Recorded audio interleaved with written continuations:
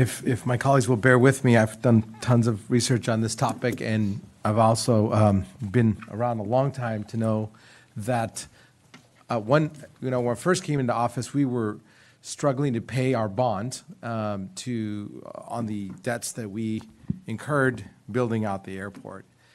And we've created incentive programs and what have you, and my hat's off to you, John, and all your predecessors for all the work that they've done to increase our air capacity and the number of people riding the air, coming to and from San Jose.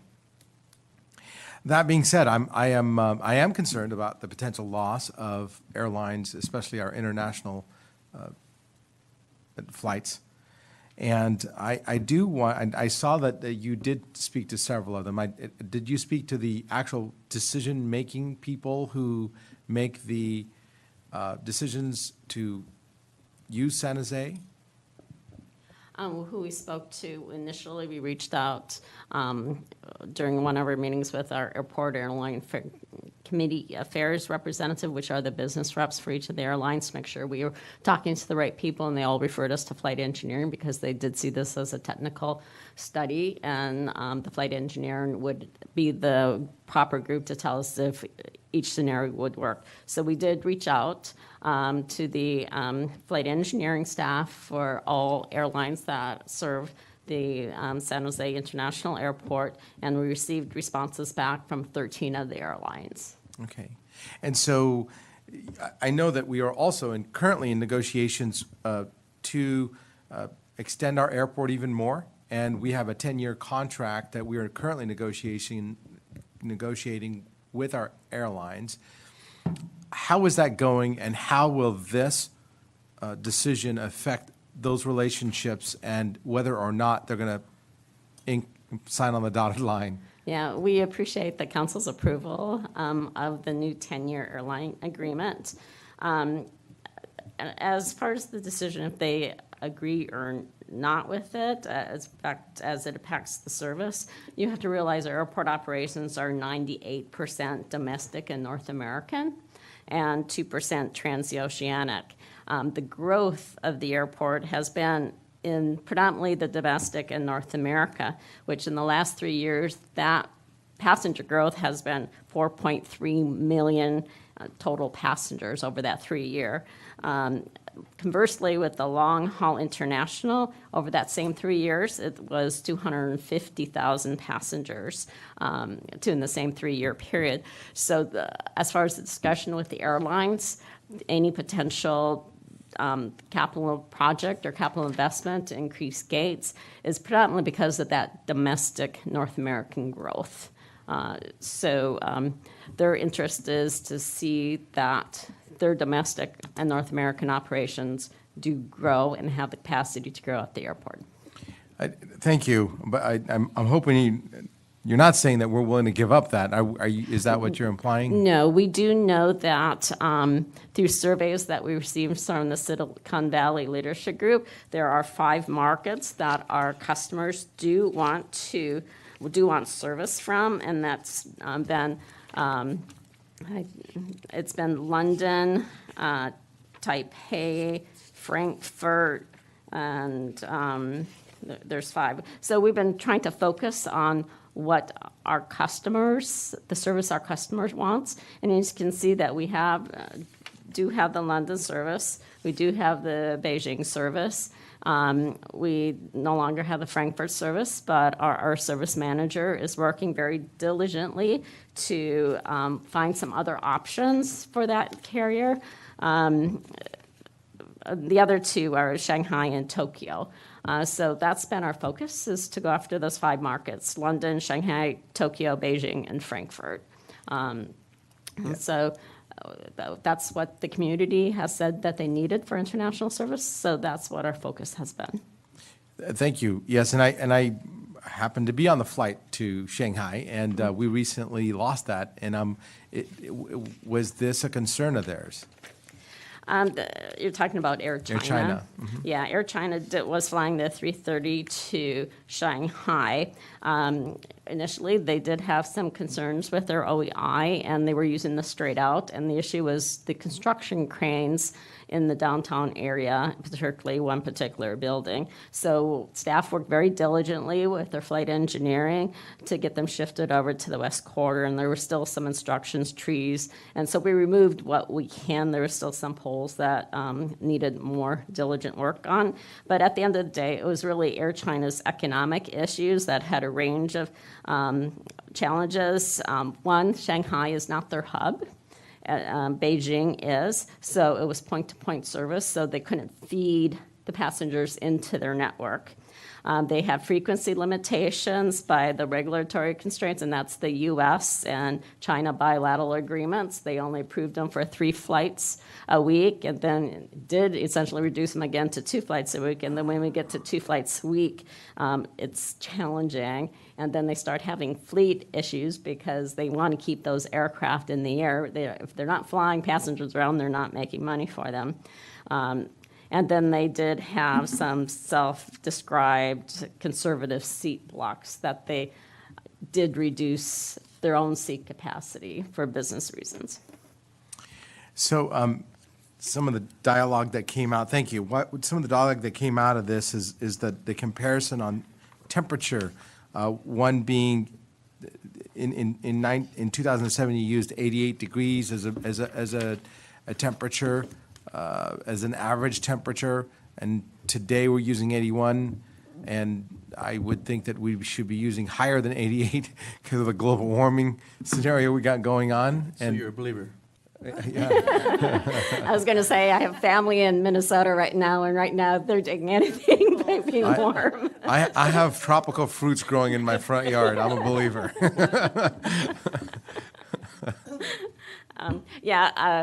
Since it's a technical issue, I do have the consultant, James Terry, here, and we also have Tim Haney from Flight Engineering, who did the very technical analysis on this particular study. So I'm going to turn it over to James to talk about the temperature.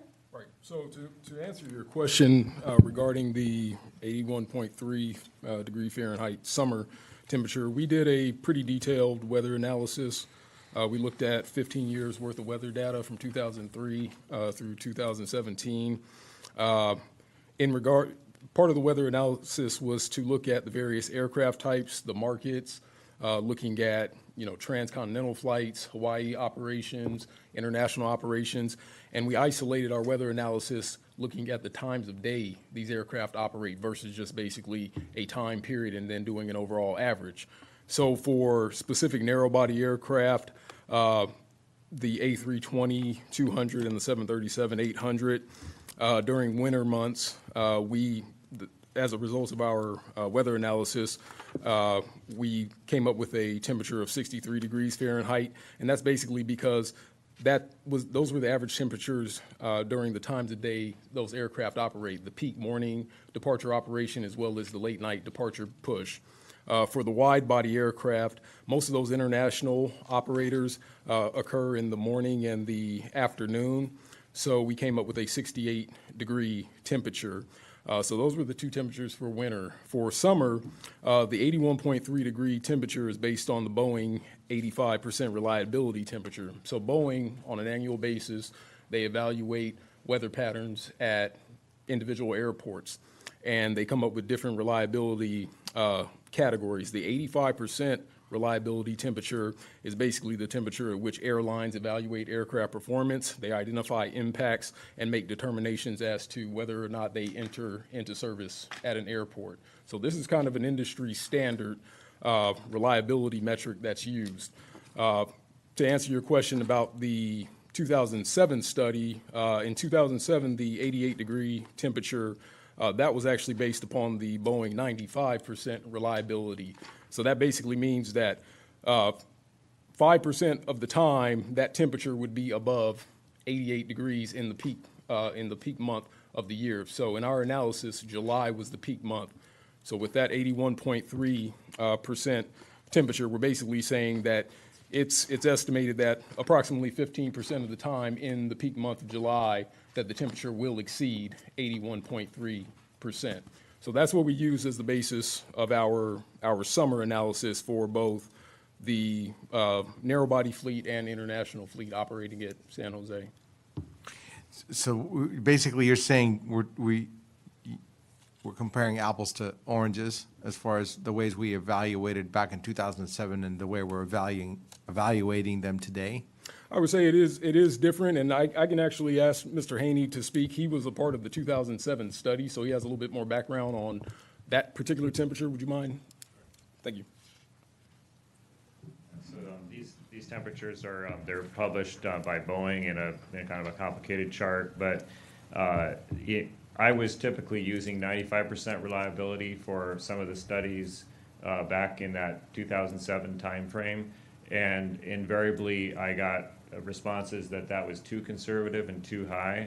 The reason I was using 95% reliability when most of the airlines were using 85% reliability is that if it was a daytime operation, the percentage is for a 24-hour period. So if the airline is operating mainly passenger flights, not cargo during daylight hours, it would tend to be a little more conservative to use 95%. But I've really switched to using what the airlines use, which is 85% surface temperatures and 85% en route winds for these types of route analyses. So what happens on a 100-degree day, for example? If we have them quite a few times.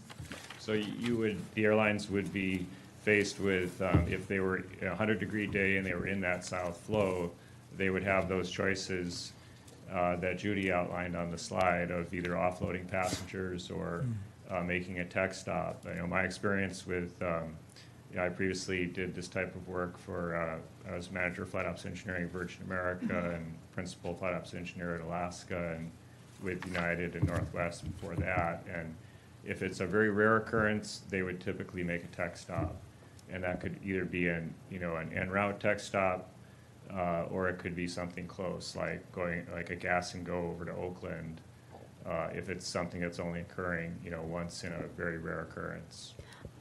Yeah, and if I could add, the soft flow operation in the summer months is 7% of the time, and usually it's during a storm passage. And when we get a storm passage, the temperature generally drops. So to be on soft flow at 100 degrees would be a very rare occurrence for us.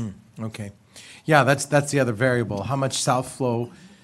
You talked about percentages, and you had 13% was the average south flow, and then you had 5% and 22%, but none of these things really add up to 100%. I mean, how much actual days do we experience in summer with south flow?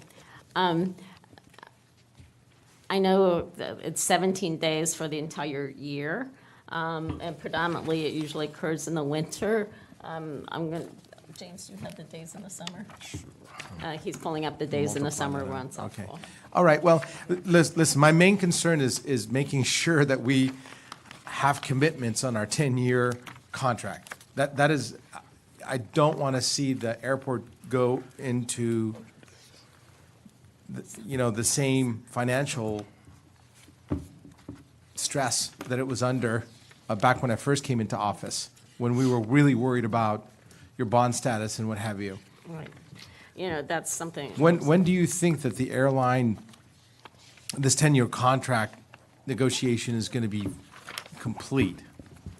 Well, the agreements are out to the airlines now to be signed. They're supposed to get them back by the second week in February. Second week in February. So, what would make me feel a whole lot more comfortable is if we discussed this perhaps the third week of February. So we know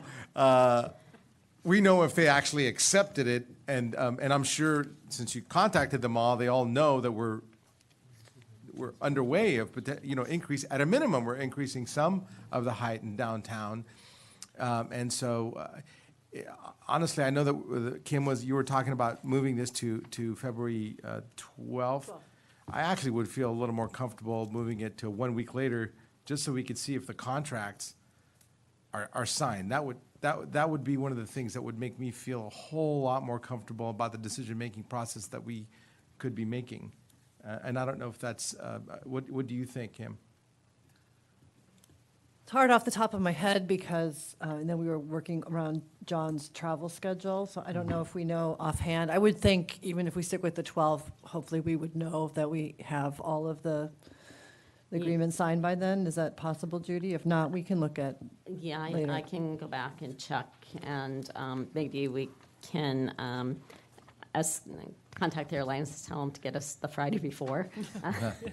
Yeah. But sometimes it takes them a Well, long time. that's the only to get thing. there. So I've been a fiscal hawk since I've been in office, and I don't want to see us get into a situation where we're putting the airport in any fiscal Of course. harm. And that's my whole, that's my whole concern. I know that we're doing everything in a way that safety is utmost. And that's the only thing I'm super concerned about. Any questions from my colleagues? Yes. Okay, Councilmember Perales, did you? Oh, okay. Thank you. Well, thank you, Chair. You hit on a lot of really good points, and I appreciate that in your questioning. And I want to say thank you, too, to our airport commissioners.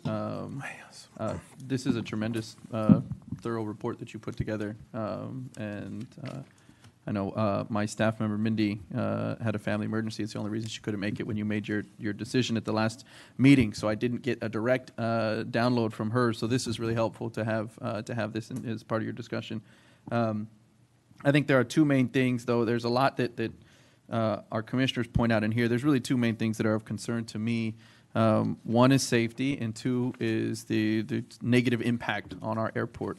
And that's it, really. I don't necessarily have a concern or want to weigh any deeper into the fiscal, the implications, negative or positive. Overall, being able to add some building height in the downtown and the Deer Dawn, that's good enough for me. I'm not looking at how are we going to nitpick what the revenues are, what they could be, what that looks like 50 years from now. That one is also common sense to understand that there is a huge positive implication of that. So really, it's for me, it's, well, what is the negative impact on the airport depending on what we do? And so first I'll talk about the safety, and I think it was addressed well in the sort of the staff presentation and the staff supplemental memo.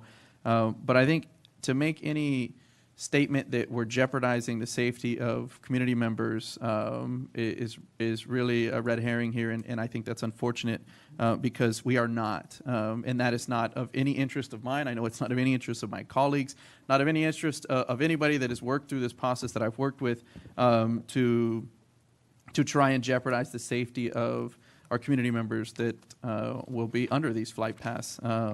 And so I think, for one, I feel comfortable with the analysis that's been done, the work that went into ensure that even with removing completely, as option 4 does, OEI, we are not in any way violating any safety precautions with the FAA guidelines.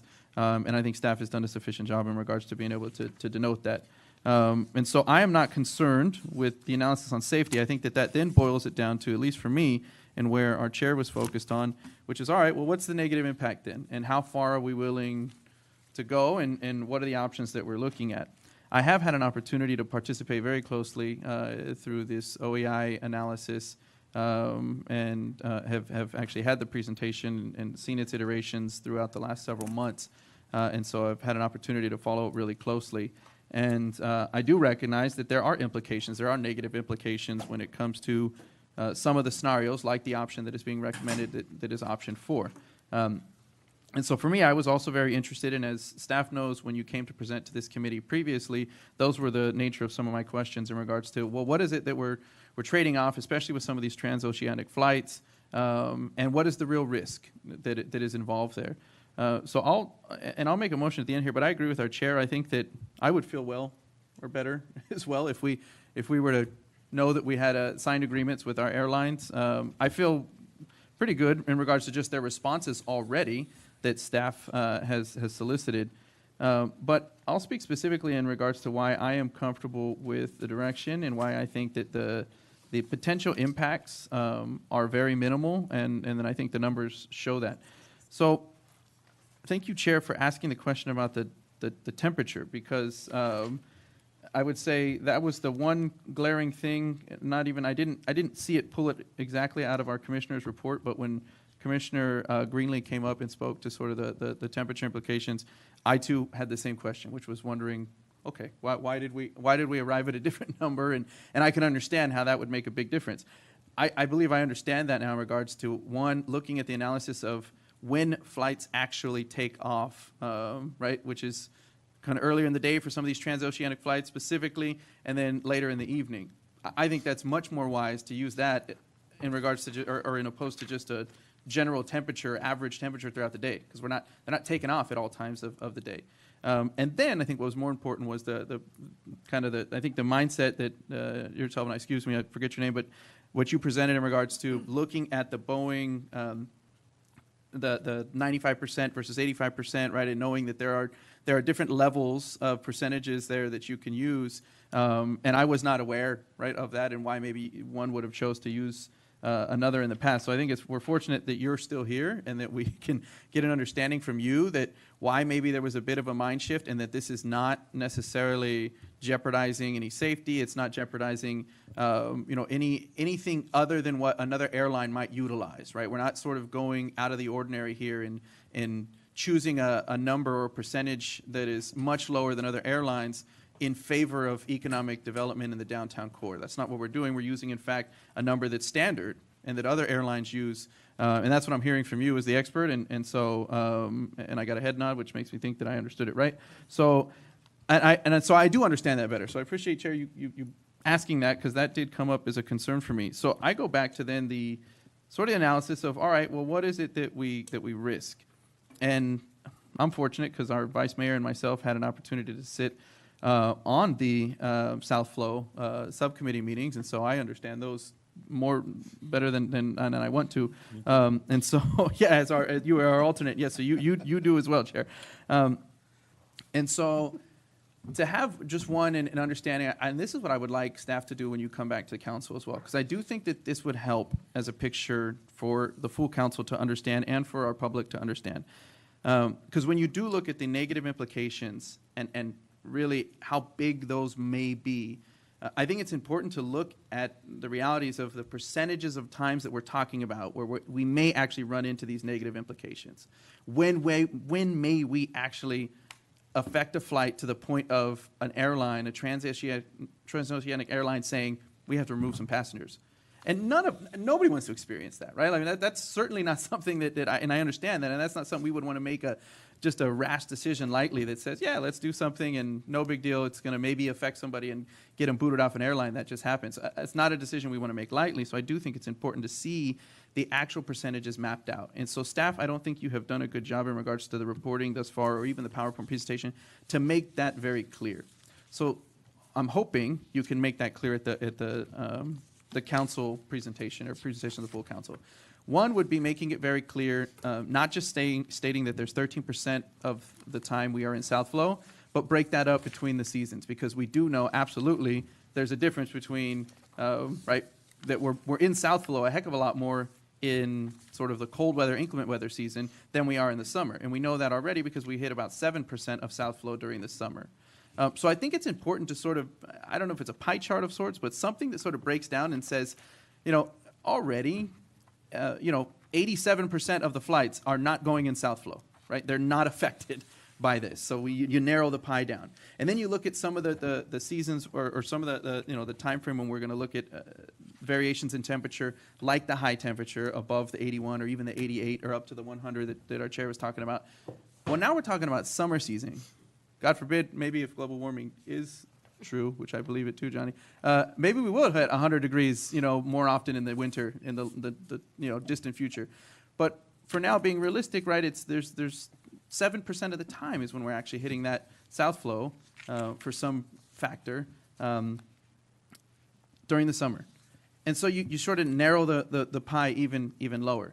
And then you look at the transoceanic flights, and as Judy, you pointed out, 98% of our flights are not those flights. So it's 2% that we're talking about within that time frame. So you're overlapping these very, very, very narrow percentages to get to a point where it's highly unlikely, and that's a statement I can say, boldly, that it's highly unlikely we run into an incident where we are going to be asking passengers to be removed from planes. Does that mean it's impossible? Absolutely not, right? It could happen.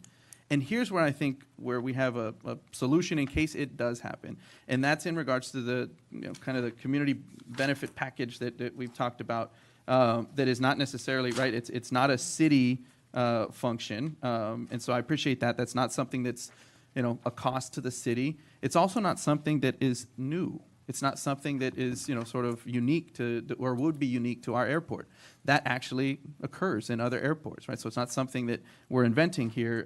It is something that occurs in other airports, and for the sort of small percentage, the highly unlikely circumstances that we run into where we may have to ask, say, a passenger or somebody to offload cargo, whatever it may be, where we have an opportunity fund, I think that in my mind, those two married together can help us to resolve what is, a concern and why, our chair's getting antsy Yes. with me. Sorry.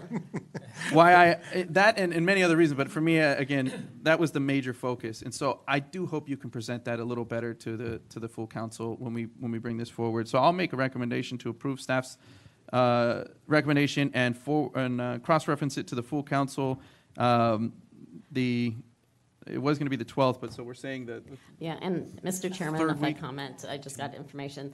I wasn't at the last meeting, because I had to be someplace else, but it was the comments that are due the second week in February, and the lease are required to all be signed by June 30th. June 30th. Yeah, so it's So we would the be delaying this comments- till Yeah, June. if you want, we can present this August. again too. We do have a AAAC meeting on the 13th, which is the Airline Port Affairs Committee that we negotiate the leases with, and give them a presentation to get their input. I expect they're going to say flight engineering was happy with it, but we can present it to them again on the 13th at the regular meeting and get further comments. Yeah, given that information, I'm not interested in delaying it till August, so I would be interested in getting further feedback from them, though. So if the chair is comfortable, you think you can get that feedback prior to the 12th? Actually, we do have the data. We just need to slice and dice it to the way that you, to the way you described. But in reference to the feedback you're talking about from the airlines, you Yeah, think you the can get that 13th, prior to? sorry. I was thinking about the weather. Okay, 'cause so then if have we can hear weather it data. after that feedback is Yeah. achieved. Yes. So I think that's maybe the right idea. So we would get the feedback from the airlines on the 13th, and then the 26th would be the next council meeting. Because of the 3-day weekend, we don't have a meeting immediately after. Yeah, so February 26th. February 26th. Okay. Is John Yes. here on that? Councilmember Esparza, let me, let's keep them to quick questions. So I Don't wanna lose a quorum. do have a couple of questions. So you mentioned, Councilmember Perales, that this fund is used in other airports.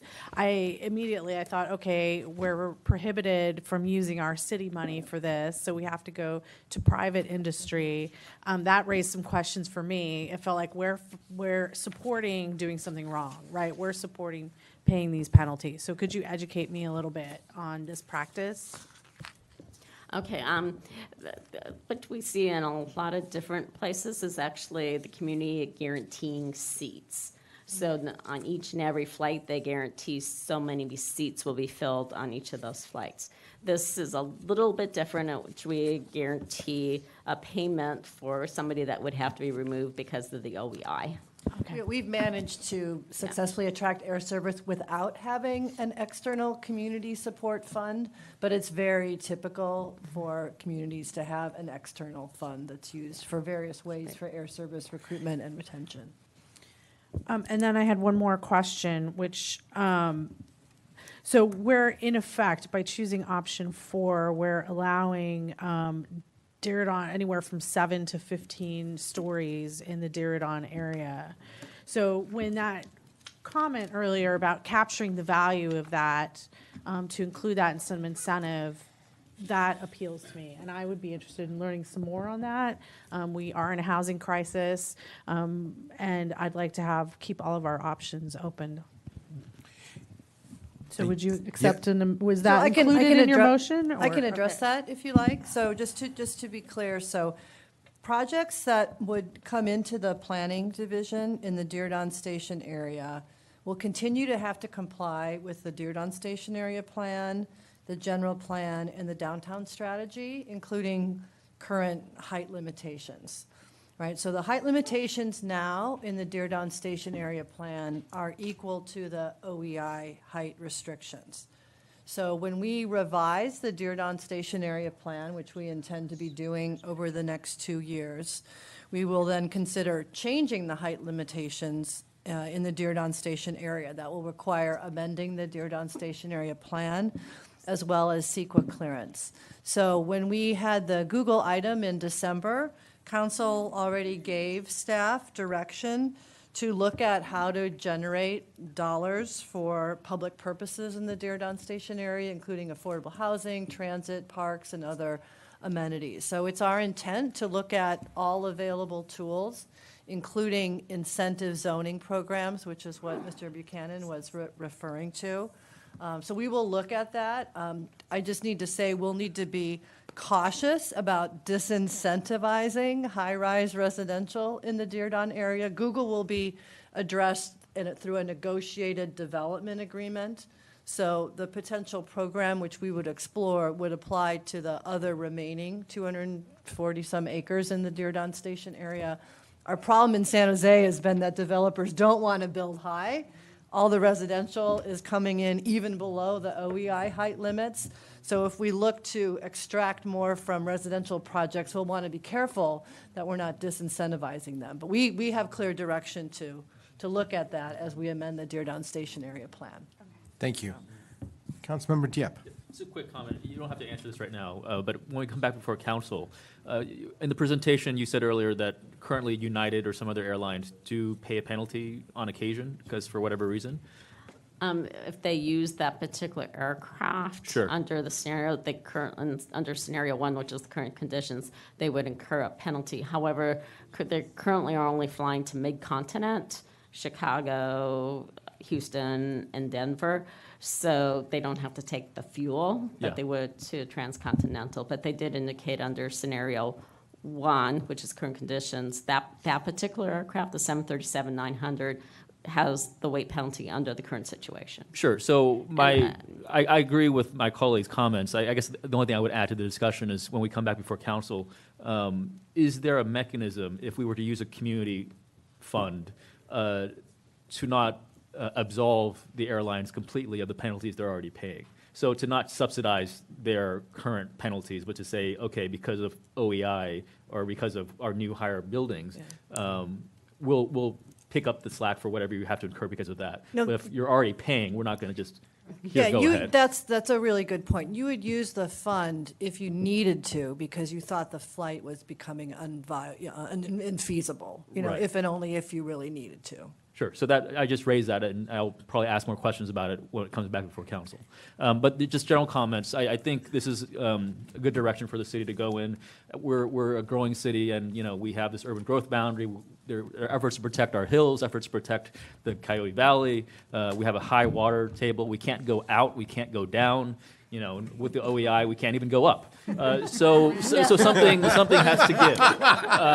And at least here, there is that. So I would support this, and I look forward to voting on it at a later date. So thank you. Yeah, you have such a unique perspective. All in favor? Aye. Any opposed?